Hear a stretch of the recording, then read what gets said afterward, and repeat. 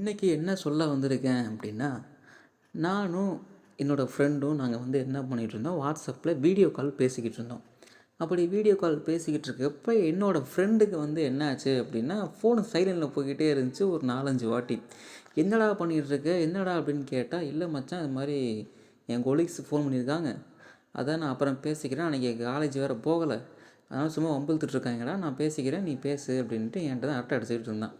அதுக்கப்புறம் அரட்டை அடிச்சுக்கிட்டு இருந்ததுக்கு அப்புறமுமே அந்த ஃபோன் சைலண்டில் போய்க்கிட்டே இருந்துச்சு. "என்னடா நீ அப்போதே இம்பார்ட்டண்ட்டாக இருக்க போது, நீ போய் பேசு, நான் அப்புறம் கூட பேசிக்கிறேன்" அப்படின்னு சொல்லியிருந்தேன்.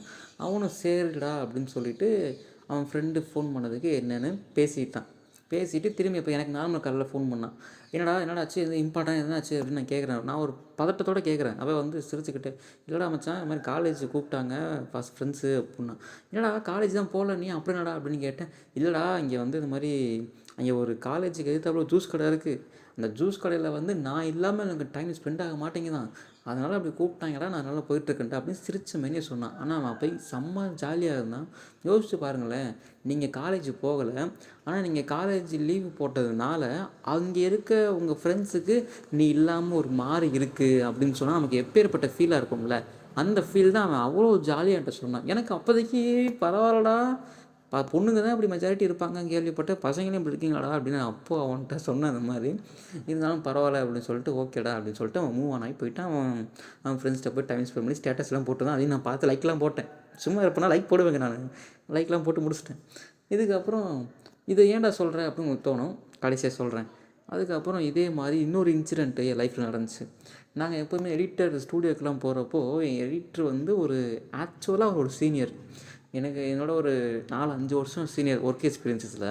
அவர் வந்து என்ன பண்ணார் அப்படின்னா, நாங்கள் ஆக்சுவலாக பிரேக் கொஞ்சம் எடுப்போம். ஏன்னா எடிட்டிங் சிஸ்டம் கிட்டே உட்காந்துருக்கோம் அப்படின்னா பிரேக் சத்தியமாக எடுத்தே ஆகணும், வழியே கிடையாது. பிரேக் எடுப்போம்.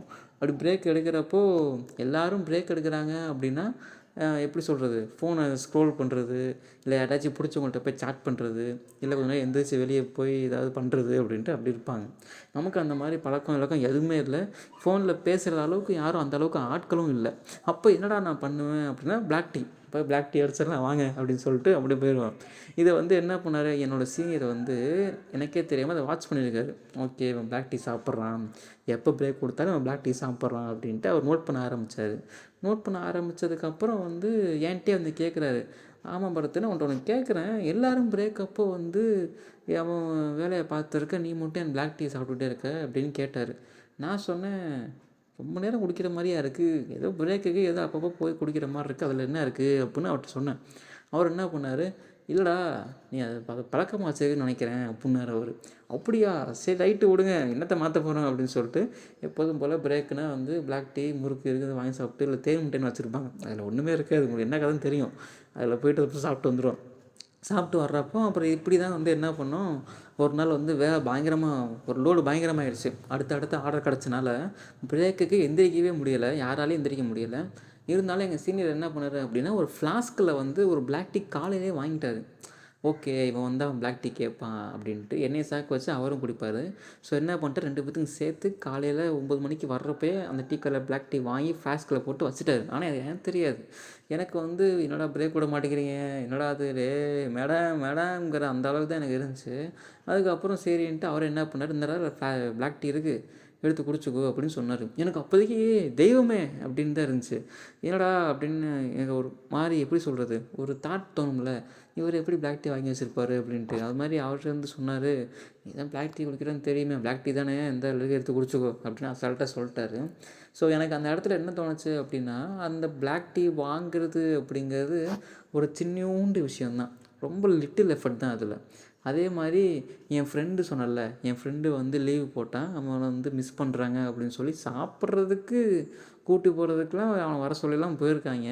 அப்போ அதுவுமே அவனுக்கு அந்த சின்ன எஃபெக்ட் தான். அந்த ஒரு சின்னோண்டு ஃபோன் கால், அந்த ஃபோன் காலில் 10 செகண்ட் தான் பேசியிருப்பான். "மாப்பிள்ளை இங்கே வாடா, நீ இல்லாமல் ஒரு மாதிரி இருக்குது, நீ வா வந்து சாப்பிட்டு போகலாம்" அப்படின்னு சொல்லிலாம் சொல்லியிருக்கானுங்க. அந்த 10 நிமிஷம் எஃபர்ட்டாக இருக்கட்டும், இல்லை எனக்காக இந்த அண்ணன் பிளாக் டீ வாங்கிட்டு வந்த எஃபர்ட்டாக இருக்கட்டுமே, ரொம்ப சின்னூண்டு எஃபர்ட் தான். ஆனால் எனக்கு அது மனசளவில் ரொம்ப பயங்கரமாக ஹாப்பி. ஓகேடா, அவ்வளோதான், நமக்குன்னு ஆட்கள் இருக்காங்கடா, பாடுறா என் ஆட்களை அப்படின்னு சொல்கிற அளவுக்கு என்னை நம்பி இத்தனை மக்கள் இருக்காங்க, இத்தனை நபர்கள் இருக்காங்க, எனக்காக இவங்க இருக்காங்க அப்படின்னு சொல்கிற அந்த ஒரு ஃபீல் பயங்கரமாக ஹாப்பியாக தான் இருக்கும். ஸோ அந்த ஹாப்பியஸ்ட்டு மூமெண்ட்ஸை நீங்கள் க்ரியேட் பண்ணணும் அப்படின்னா உங்கள் பக்கத்தில் இருக்கிறவங்களுக்கு நீங்கள் ஒரு சின்ன சின்ன எஃபர்ட்ஸை கொடுத்தா தான் அது வேலைக்கு ஆகும். என்ன படுத்து சொல்கிறேன் அப்படின்னா, இப்போது இந்த நம்ம டிவி ஷோஸ்லலாம் பார்த்துருப்பீங்க. இந்த ஹஸ்பண்ட் அண்ட் ஒய்ஃப் இந்த கேம் விளையாடுவாங்க. 2 பேர்த்திட்டையுமே ஒரு ஒயிட் போர்டு கொடுத்துருவாங்க. உங்களுக்கு பிடிச்ச உணவு எது, உங்கள் ஹஸ்பண்டுக்கு பிடிச்ச உணவு எது, இது அது இதுன்னு கேட்பாங்க. அங்கே என்ன சொல்ல வராங்க அப்படின்னா, நீங்கள் 2 பேரும் ஒன்றா இருக்கீங்க, ஒருத்தருக்கு ஒருத்தர் நீங்கள் எவ்வளோ புரிஞ்சுக்கிட்டீங்க அப்படின்னு தெரிஞ்சுக்கிறதுக்காக அந்த கேம் ஷோ அப்படின்னு சொல்லி பண்ணுவாங்க. பட் ஆனால் அதுக்காக தான் பண்ணுறாங்களா அப்படின்னு நமக்கு தெரியாது. அதை விட்டுருங்க, அது அவுட் ஆஃப் டாபிக். இருந்தாலுமே இந்த இடத்துட்ட நம்ம கூட இருக்கவங்க அந்த சில பேர் நம்ம க்ளோஸ் ஃப்ரெண்ட்ஸும்பாங்க, சில இடத்துல ஒர்க் ப்ரொஃபஷன் சொல்லுவாங்கள்ல, அந்த இடத்துல நமக்கும் தெரியாமல் ரொம்ப க்ளோஸாக இருப்பாங்க. அந்த க்ளோசஸ்ட்டு பர்சன்ஸுக்கு உங்களால் முடிஞ்ச சின்ன சின்ன எஃபர்ட்ஸை கொடுங்க. அது மேபி உங்களுக்கும் ஒரு கட்டத்தில் கண்டிப்பாக ரிட்டன் ஆகும், ரெசிப்ரோகேட் ஆகும். அது ரெசிப்ரோகேட் ஆகிறப்ப உங்களுக்கு அந்த பயங்கர ஹாப்பியஸ்ட் மூமெண்ட் இருக்கும். ஏன் சொல்கிறேன் அப்படின்னா, நான் இந்த அண்ணன்ட்ட வந்து என்னோடய சீனியர் அண்ணன்ட்ட ஒரு பிளாக் டீ கேட்டதே இல்லை நான்.